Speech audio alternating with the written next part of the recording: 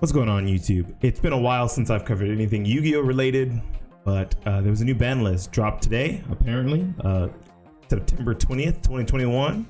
We've been waiting. It's been ban list season for like 2 or 3 weeks now. People have been speculating what's going to get hit, what decks are gonna come back, possibly, and what cards are gonna move down and up the list. I believe people really want to hit for like Drytron, or I should say rituals, right, in general, and Tri Brigade.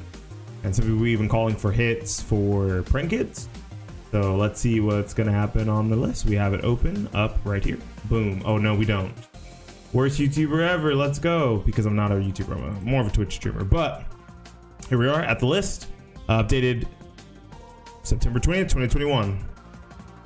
It will remain the next update will be no sooner than January 17th, 2022. So far I see nothing new. Let's see when we get our first big new hit.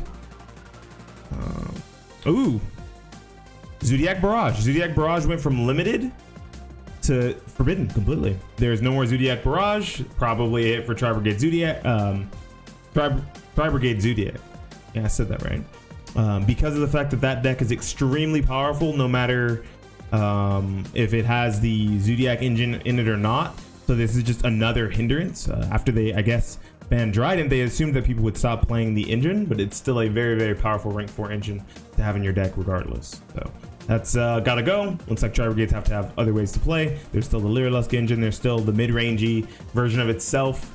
You know, maybe even Fire Fist Tri Brigade. I don't think that's going to be a thing. It's probably going to be a more pure Tri Brigade, which isn't a problem at all. Still really solid deck. See what else we got. Oh, new Eva. Wow. Okay, so Eva got hit.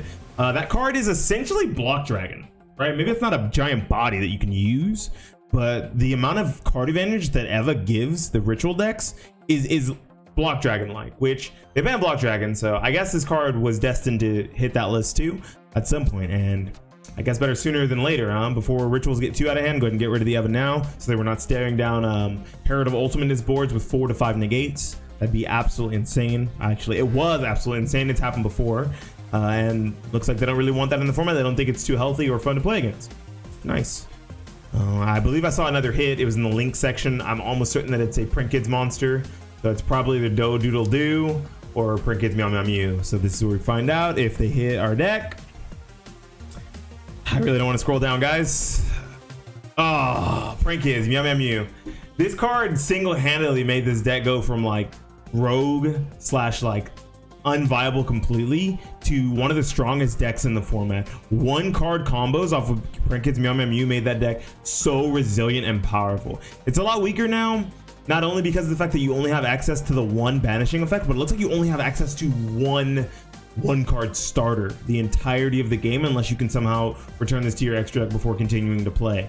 It makes this deck a lot less resilient to hand traps, right? So what would happen is a lot of the times your first turn play would get started and you would sit on 4 disruptions or 3 disruptions and then go the next turn and do it all over again. And it looks like that's not going to be a thing. You're going to need to have recovery plays as well. May change the way the deck is built completely. If I'm quite honest, I think that people are going to have to really conserve that Print Kids Meow Meow Mew. Make sure that it stays in the graveyard as long as possible so they can continue to get 1-card combos instead of using the banish effect to keep their Battle Butler alive. So if this card ever gets banished during the game and it's not up to the player who activated the Meow Meow Mew in the graveyard to banish it, the game's probably over for that Print Kids play. This deck is going to lose a lot of its resiliency and a lot of its power. I think it's a fair hit though, because this deck is extremely strong. It's something that I stand behind, and that I played the deck a lot. I don't think I played it too much on stream or anything. I'm waiting for Yu-Gi-Oh! Master Duel before I start playing on stream. But when it does, you know, we're gonna try to get back into the game, and hopefully Print Kids is still at least somewhat viable. I don't think that with Print Kids Meow Meow Mew at 1, I don't think the deck is dead, but it's gonna be a lot worse. A lot of the people who piloted the deck to good standings aren't going to be able to now. It's only going to be the best of the best with the decks that are going to be able to make this deck work well. So if there's any other hits. Wow, they really went in on Tri Brigades, hitting 2 cards. They hit Fire Formation Tinky. Sure, this is actually going to hurt a lot of other decks like Luna Light and Fire Fist, but those decks are like rogue / non-meta. Most of the hits that are going to happen, you got to remember that these hits happen for the good of the metagame. So Fire Formation Tinky is a big loss for a lot of rogue decks, but it's a big gain for the rest of the community that doesn't want to deal with how strong Tri-Brigade Zodiac or Tri-Brigades are in general. Even decks like Lyrilusk Tri-Brigade that could possibly come up. Lyrilusk by themselves. Oh wait, that's a lie. Yeah, Lyrilusk can't use this card. So Lyrilusk Tri-Brigade only. And I think it's a fair hit. Down to 1 is better than 0, and 2 doesn't do enough. So I can see this being a pretty good hit.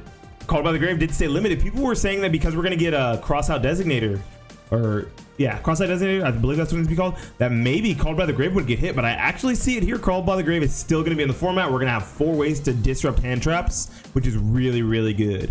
Now you'll actually be able to use your Called by the Grave as a target for your opponent's Called by the Grave with something like a Crossout Designator, and that's going to be really powerful. Nice. Let's see what other hits we have. Oh, it's no longer hits. We are down to the semi-limits, which means that things are probably going to be coming off of the limited to the semi-limit. Let's see what we got here. None of this stuff usually matters. Okay, so we have Skullcrabat Joker was limited. It's now semi-limited. All right, we have Double Iris Magician completely off the list. Let's go Pendulums. We got Emergency Teleport semi-limited. All right. I'm not sure what deck inherently that helps except Virtual World, and I don't see any Virtual World cards getting hit. So it looks like all buffs, all pluses to Virtual Worlds, but no real negatives. And then Danger Nessie coming to semi-limited. Very nice. I think this is it's a small list. It's not a list that's gonna like be a world beater where they're gonna bring back something crazy. It's not a list where they try to bring back a lot of old decks that maybe could have finally come back, like maybe Trickstars, Infernities. What's another deck I can think of that, you know, could probably be totally off the list if I'm being quite honest. A deck like, you know, Salamangreat, Mirage Salio could maybe have come off. Deck is extremely powerful though. No other Dragon Rulers were brought back. Armageddon Knight stayed on. No help for Dark Warriors. It looks like a very standard list. Nothing super crazy, but it looks like a list that's gonna change a lot of the metagame, and we're gonna see maybe some new decks emerge as top decks.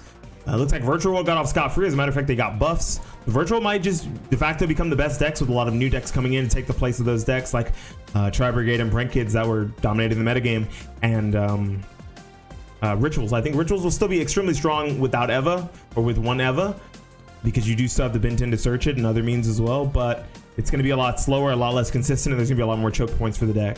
I think this is for the good of Yu-Gi-Oh! Nothing super fancy, but it's a good list. Beanie Thuggish signing out. Please feel free to like and subscribe, and hopefully we'll be doing some new format deck profiles on Dueling Book and EDO Pro. See you guys later. Thanks for watching. Peace.